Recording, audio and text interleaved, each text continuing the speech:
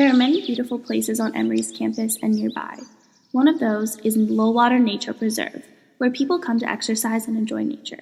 Spending time in nature in general can improve spiritual health, and it is valuable to come to Lowwater to simply do homework or take a walk.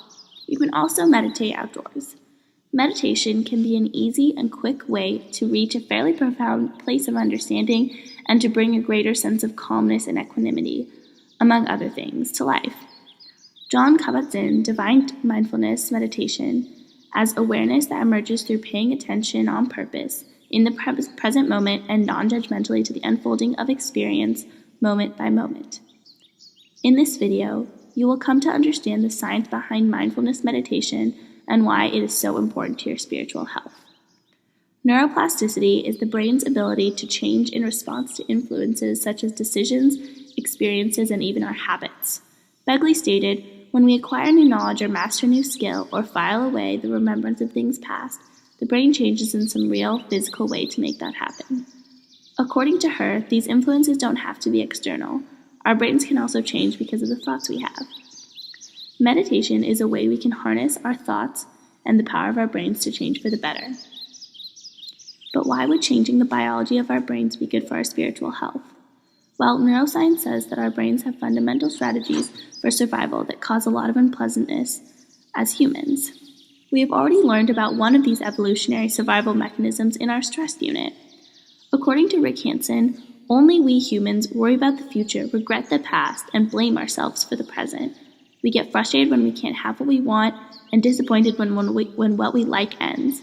We suffer that we suffer. We get upset about being in pain, angry about dying, sad about waking up sad yet another day. This kind of suffering, which encompasses most of our unhappiness and dissatisfaction, is constructed by the brain. It is made up. If unhappiness is made up by the brain, and we have the power to change our brains through meditation, then we have the power to make ourselves happier. Studies show that mindfulness activates the prefrontal cortex, which cultivates non-reactivity and emotional balance. Mindfulness also changes activation in the hemispheres of the brain.